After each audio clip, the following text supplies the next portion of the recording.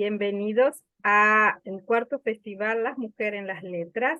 Bienvenido au quatrième festival Les Femmes dans les Lettres. Mon nom c'est Graciela Echagüe, coordinatrice au Canada et co-organisatrice avec les centres culturels littéraires Gabriel García Márquez au Québec, Canada, en représentation Monsieur Víctor Ramos. Sí, muy buenos días. Empiezo un poco con español y sigo con el francés.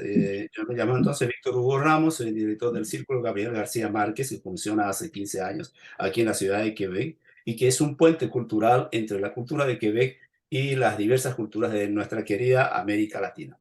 Yo voy a pasar directamente, ahí soy el traductor del libro de Julie Stanton, tuve el honor de hacerlo, y voy a leer rápidamente porque queremos darle más tiempo a Julie, una crítica del gran crítico literario Luis Alberto Mansilla, que era periodista, falleció hace poco, y escritor. Entonces, él había dicho lo siguiente sobre el libro de Julie Stanton cuando ella fue a Chile a presentar la versión francesa.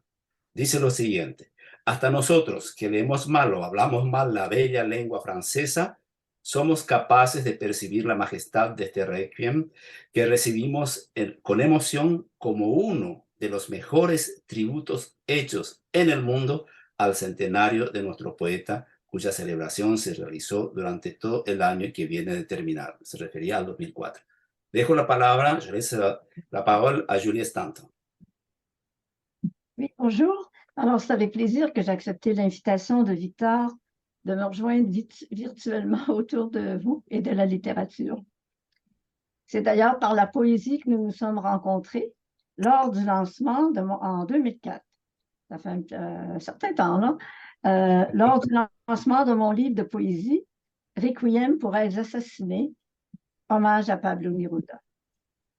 Votre immense poète à l'œuvre colossale, Mesdames de l'Amérique latine, est venu jusqu'à moi par un bien étrange détour. Depuis toujours, je pratique l'art de l'intertexte dans chacun de mes livres de poésie, c'est-à-dire que je mets dans ma poésie d'autres vers de d'autres poètes à certains moments. Alors, l'intertexte dans chacun de mes livres de poésie, rendant ainsi hommage par ses emprunts aux poètes que je fréquente et qui me nourrissent. Pablo Neruda, dont j'avais lu quelques recueils, s'est imposé avec force, et sans que je l'aie prévu au départ. Alors que j'écrivais Requiem pour êtres assassinés, en donnant la parole à une centenaire qui, à l'aube de son millénaire, qui, à l'aube du 3e millénaire, jette un regard sur le passé historique et son passé personnel, je voulais transmettre ma propre vision du monde à travers sa voix et d'autres voix, comme celle des tziganes, des mineurs et autres exclus de la terre.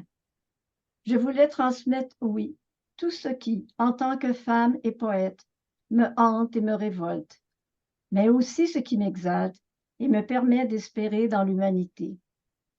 J'avoue que j'ai vécu, dit cette femme, confieso que he vivido, cette nuit de janvier 2003, où par un singulier rappel du poète chilien à la poète québécoise, j'ai placé dans la bouche de ma centenaire ces mots si simples, mais si évocateurs, qui coiffent l'autobiographie de Pablo Neruda. J'ai ressenti un moment de grande émotion.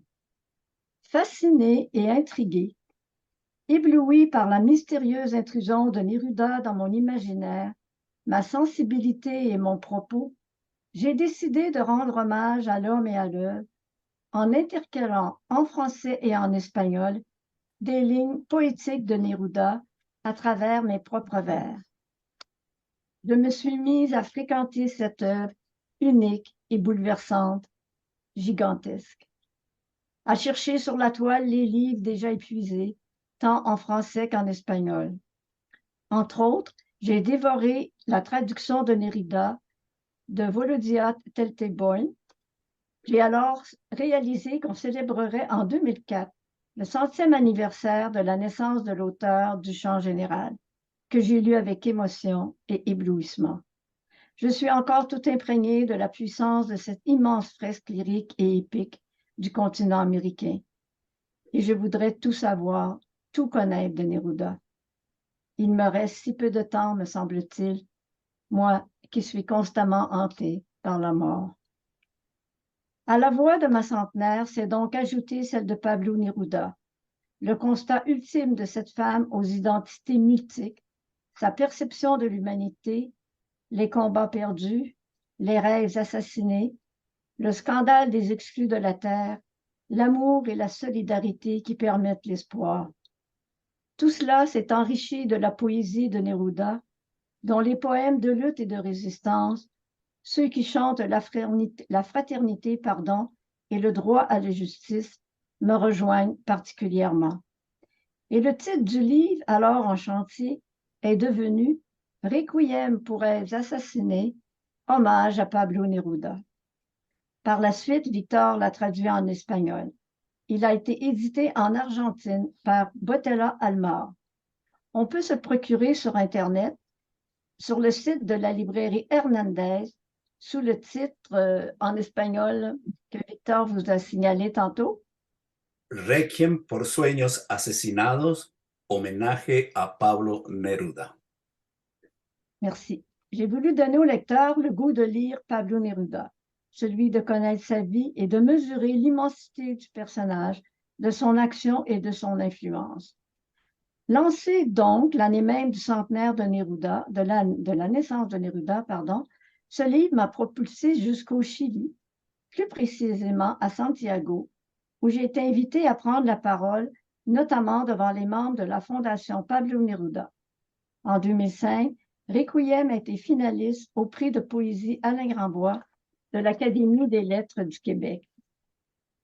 Depuis, j'ai publié 5 autres livres de poésie, laquelle chez moi s'articule autour de la méditation, les méandres de l'amour et les déchirures de la mort, la révolte et l'indignation. Ainsi, dans Nos lendemains de feu, publié il y a 2 ans, on peut entendre la voix de la narratrice aînée et celle des jeunes générations devant l'état de la planète.